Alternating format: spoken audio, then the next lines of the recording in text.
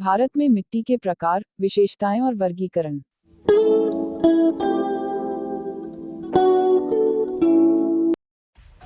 Subscribe कीजिए हमारे channel को और बेल आइकॉन को दबाइए हमारी लेटेस्ट वीडियो सबसे पहले देखने के लिए। भूमिका। मृदा हमारी प्रधान और प्राकृतिक संसाधन है। भारत एक कृषि प्रधान देश है। यहाँ की मिट्टी भारत की अर्थव्यवस्था में एक महत्वपूर्ण भूमिका निभाती है। देश की कुल जनसंख्या का लगभग 65% से 70% कृषि पर निर्भर है।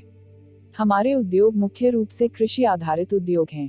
भारतीय कृषि अनुसंधान परिषद (ICAR) ने 1953 में एक अखिल भारतीय मृदा समिति का गठन किया, जिसने इसे विभिन्न प्रकारों में वितरित किया। भारत में मृदा के प्रकार। आमतौर पर यहाँ भारत में 6 प्रकार की मिट्टी पाई जाती हैं।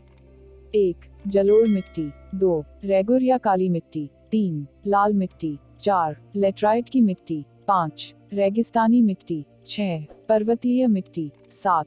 लवणीय और क्षारीय मिट्टी। 8. पीटी और मार्शी मिट्टी।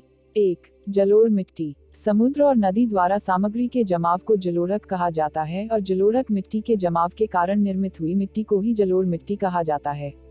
इस तरह की मिट्टी भारत में मुख्य रूप से भारतीय गंगा और ब्रह्मपुत्र के मैदान में पाई जाती है, यानी पूरे उत्तरी मैदान और दक्षिण के कुछ पठारी क्षेत्रों में नदी के बेसिन के कुछ भागों में पाई जाती है।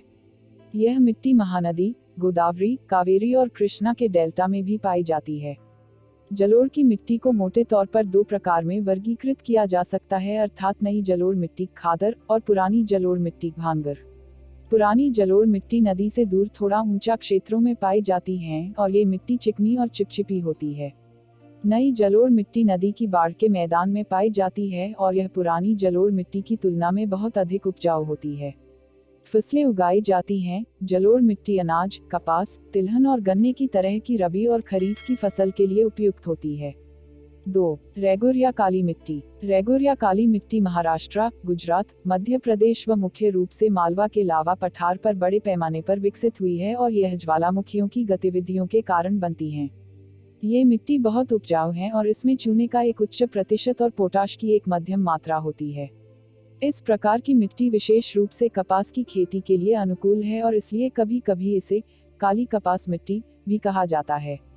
फसलें उगाई जाती हैं। कपास, ज्वार, गेहूं, लिनसीड, चना, फल और सब्जी। 3. लाल मिट्टी। लाल मिट्टी कम वर्षा की स्थिति के तहत ग्रेनाइट और गैनेसिस चट्टानों पर विकसित होती है, अर्थात रूपांतरित चट्टानों के अपक्षय के कारण विकसित होती है। ये मिट्टी आयरन ऑक्साइड के उच्च सम्मिश्रण के कारण रंग में लाल होती है। ये मिट्टी नाजुक और मध्यम उपजाऊ होती है और मुख्य रूप से तमिलनाडु, दक्षिण पूर्वी कर्नाटक, उत्तर पूर्वी और दक्षिण पूर्वी मध्य प्रदेश, झारखंड, उड़ीसा के प्रमुख भागों, उत्तर पूर्वी भारत के पठारों और पहाड़ियों के लगभग पूरे क्षेत्र में मिलती है। इस मिट्टी में फास्फोरिक एसिड, कार्बनिक पदार्थ और नाइट्रोजन सामग्री की कमी होती है। फसलें उगाई जाती हैं। गेहूं, चावल, बाजरा की दलहन। 4. लेटराइट मिट्टी। लेटराइट मिट्टी चिकनी मिट्टी की चट्टान का एक प्रकार है। यह मिट्टी उच्च तापमान और उच्च वर्षा के साथ वैकल्पिक सूखे और गीला रहने की अवधि के तहत गठित होती है।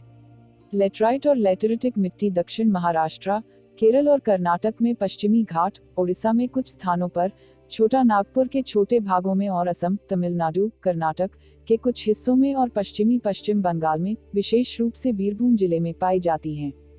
फसलें उगाई जाती हैं। इस मिट्टी में अम्लता के उच्च समावेश के कारण और नमी बनाए रखने में अक्षमता के कारण इस तरह की मिट्टी कृषि के लिए अनुपयुक्त है।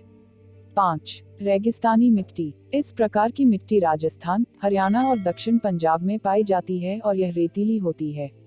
बारिश के पानी से पर्याप्त धुलाई के अभाव में यह मिट्टी खारी बन गई है और इसीलिए ये खेती के लिए अयोग्य है। इसके बावजूद आधुनिक सिंचाई की सहायता से यहाँ खेती की जा सकती है। गेहूं, बाजरा, मूंगफली आदि को इस मिट्टी में उगाया जा सकता है। इस तरह की मिट्टी फॉस्फेट और कैल्शियम से भरपूर होती है, लेकिन नाइट्रोजन और धरण की इसमें कमी होती है। 6. पर्वतीय मिट्टी। पहाड़ पर अधिक ऊंचाई पर पाई जाने वाली मिट्टी पर्वत की मिट्टी कहलाती है। इस तरह की मिट्टी की विशेषताएं ऊंचाई के हिसाब से बदल जाती हैं। इस तरह की मिट्टी आलू, फल, चाय, कॉफी, मसालों और गेहूं की खेती के लिए उपयुक्त है। 7. खारा और क्षारीय मिट्टी। इस प्रकार की मिट्टी पश्चिमी गुजरात, पूर्वी तट के डेल्टा, पश्चिम बंगाल के सुंदरबन क्षेत्र, पंजाब और हरियाणा में पाई जाती है। यह कृषि के लिए अयोग्य है। इसमें सोडियम, पोटेशियम और मैग्नीशियम शामिल हैं और नाइट्रोजन और कैल्शियम की कमी है। 8. पीटी और मार्श मिट्टी। पीट मिट्टी मिट्टी में बड़े पैमाने पर कार्बनिक पदार्थों के संचय के परिणामस्वरूप आर्द्र क्षेत्रों में उत्पन्न होती है। इन मिट्टी में काफी मात्रा में घुलनशील लवण और 10-40% कार्बनिक पदार्थ होते हैं। इस समूह से संबंधित मिट्टी केरल के कोट्टायम और अलाप्पुझा जिलों में पाई जाती है, जहां इसे कारी कहा जाता है। कणों के आकार के आधार पर मिट्टी के प्रकार। 1. रेतीली मृदा। कण आकार में बड़े होते। कणों के मध्य पर्याप्त स्थान रहता है। यह कृषि के लिए उपयुक्त नहीं है, हालांकि बाजरा रेतीली मिट्टी में उगाया जा सकता है। 2. चिकनी मृदा। कण आकार में बहुत छोटे हैं। कणों के बीच बहुत कम स्थान रहता है। कणों के बीच कम जगह की वजह से पानी बना रहता है। 3. चिकनी बलुई मिट्टी लोमी। कण रेत की तुलना में छोटे और चिकनी मिट्टी से बड़े होते हैं। चिकनी बलुई मिट्टी रेतीली मिट्टी, चिकनी मिट्टी और सिल्ट के मिश्रण है। मिट्टी की सही पानी धारण क्षमता होती है। यह पौधों के विकास के लिए सबसे अच्छा मिट्टी माना जाता है।